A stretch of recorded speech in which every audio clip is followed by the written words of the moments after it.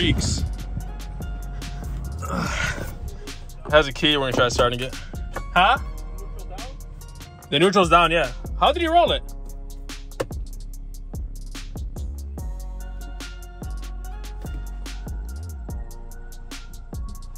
They oiled the hell out of this thing.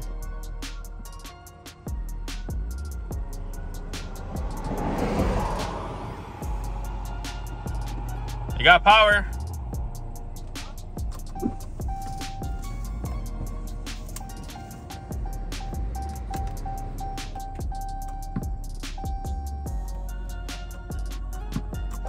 I don't think you want to put it on the battery?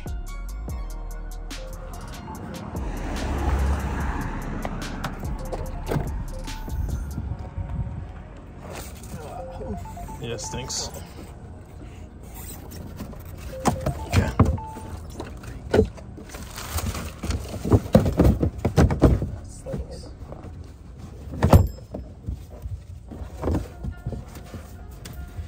Is the net call? Yeah.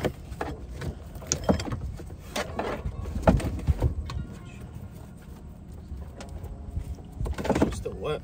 Yeah. Well, this one's flooded. Yeah, Yeah, we'll try it on here. Everything rusted out. Look at the grounds. Yeah. Sounds like it wants to turn over though. Didn't even click. It clicked once. That's grounded.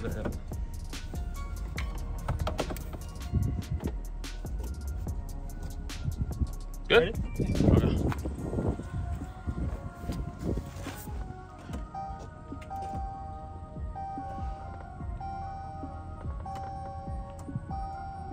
Okay. Nothing now.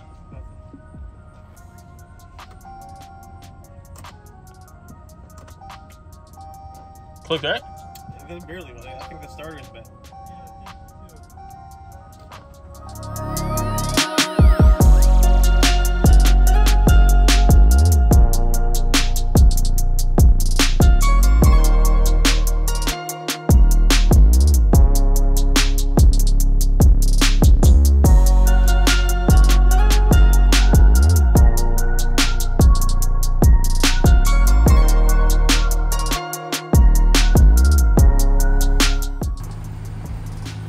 All right, so we're gonna pull it in. We tried starting it. Looks like the starter is out, so we're gonna put on the hoist, check the starter. Hope it runs because it only has 60,000 miles, although the water line was very high. Come this way. We're gonna pull it in and see what happens.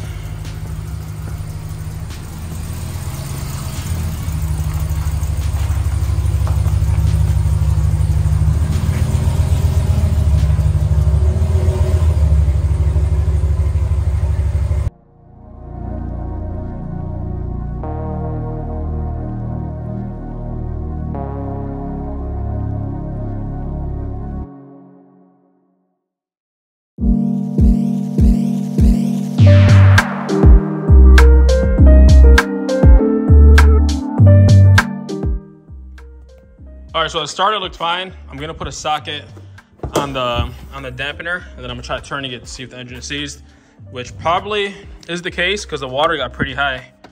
So we'll put that on there. Oh yeah, engine's through. Yeah, engine seized up. I didn't check if it was mixing.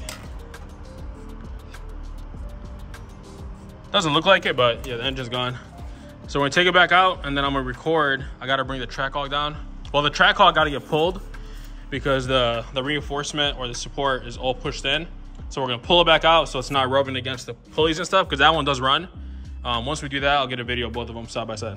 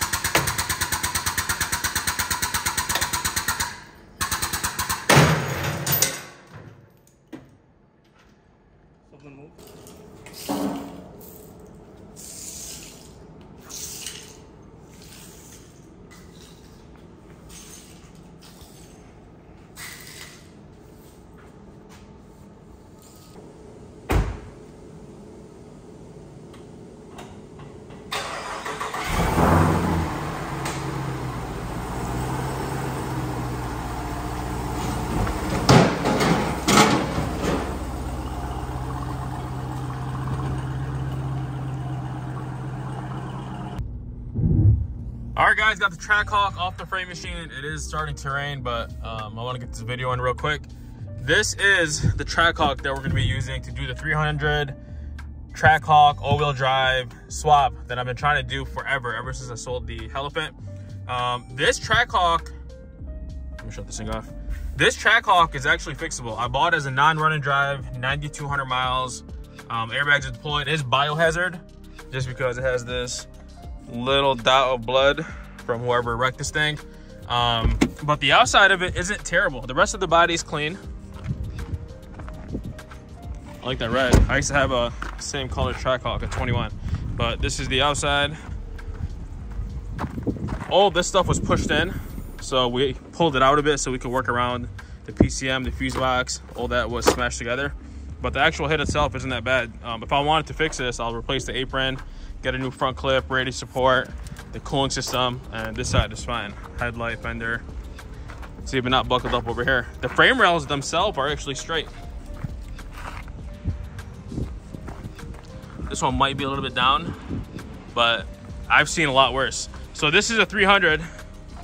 I got this from Texas. It's a 2016 with the alloy edition, so it has all the gold trim around the whole thing, even on the door panels.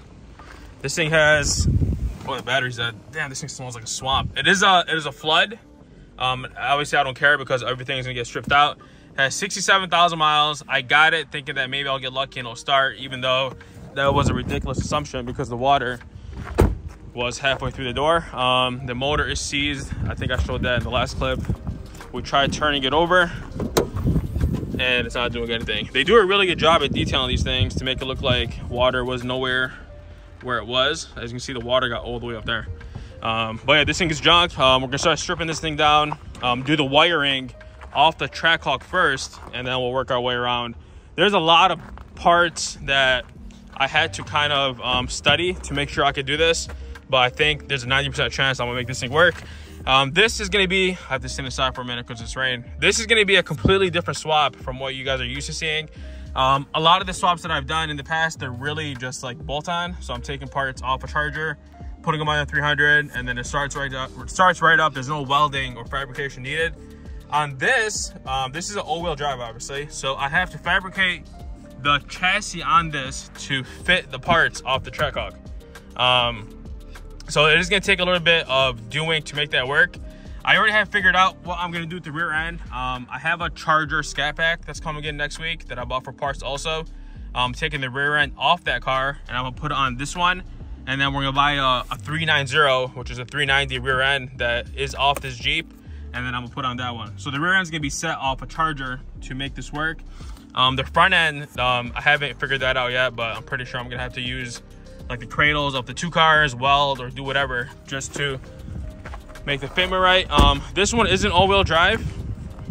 By the way, the bumper was not damaged. So when I bought this thing, I guess a fork went through it at the auction, and could have been a lot worse, but whatever. I had that replaced. I was hoping that it came in clean because for this bumper, I don't have to replace it.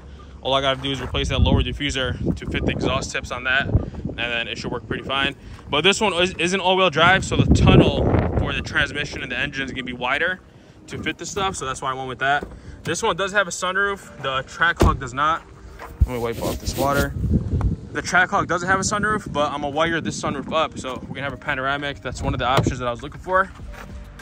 But this is gonna be exciting, man. I'm gonna have to let this thing air out to get some of this smell out of her, even though we're gonna take everything out of her, so it's not really gonna matter. But yeah, this was a fixable Trackhawk. I could have fixed it and flipped it, made some money on it, but I've been saying that about every single Trackhawk that I've been getting. So I'm like, you know what, this one, I'm gonna strip it, and this is gonna be the official build. I am gonna make a whole nother video on why I'm not doing the new Grand Cherokee, because I've been talking about that ever since like last year, and it's nearly impossible to do that, and we'll make a whole nother video on that explaining why. Starts right up. When I bought this, it was not a run and drive, so let me show you why, in case one of you guys ever buy one of these things. There's a harness on the passenger side that connects the fuse box to this harness over here. When I got it, this thing was unplugged. So as soon as I plugged it back in, it started right up. But there's nothing wrong with it. The engine's fine. It's really clean. It has low miles, 9,000 miles. This is the accident itself. And this door took a hit from the fender. Fender's over here.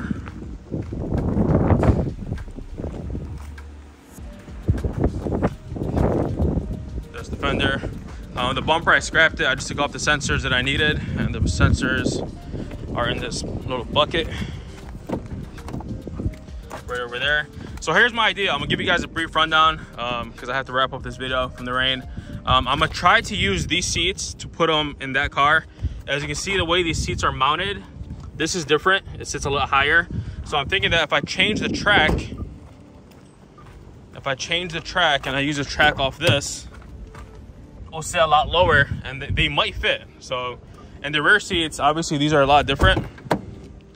So I might just have them custom made to fit this style and reupholstered so they'll look something similar to the front ones. We are gonna do red seats as well, or I might do yellow. These do have red seats in them, or red seat belts. I might do yellow seat belts in this because we are gonna use the calipers, yellow calipers on this one. So it's gonna look like a Trackhawk. I'm even gonna try to use these wheels to fit on this.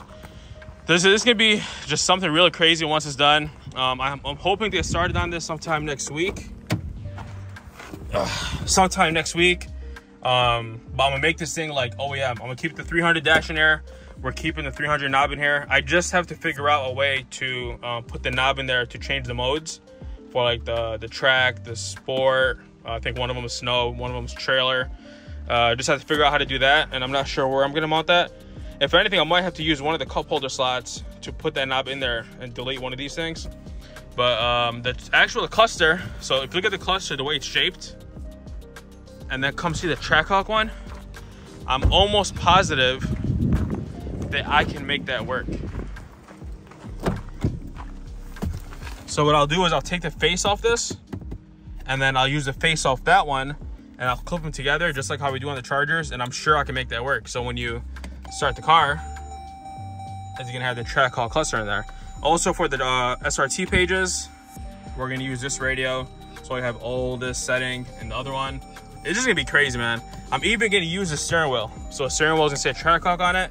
I'm gonna upgrade it to the SRT light up airbags that I sell. We'll do a yellow one. It's gonna look retarded once it's done. But a lot of the parts are gonna be for sale. I'm not ready to list anything just yet because I'm not sure what I'm gonna use or what I'm not. So once that time comes close, I'll start telling you guys the prices and who you can reach out to. Especially off this car, the wheels are gonna be for sale. The bumpers, well, the rear bumper is destroyed, but the front bumper, headlight, engine and trans are no good, but cooling system should be fine. The seats look okay. I haven't tested them to see if, I mean, they're rusted out. The water got pretty high in this thing. I'm not sure how high. They do mark it from the insurance company, but probably got higher than that because the water got up to here. So once we start stripping it out, I'll let you guys know what's for sale and how much the price is going to be, and then we'll do another video talking about the details on how this thing is going to come along and what it's going to look like once it's finished. But that's going to be it for today's video, guys. Again, I am going to do a whole nother video explaining why I didn't choose to do the new Grand Cherokee, but I'm excited to do this. Everybody knows me for these 300 swaps, so I was like, let me keep it at home and do something that I'm familiar with.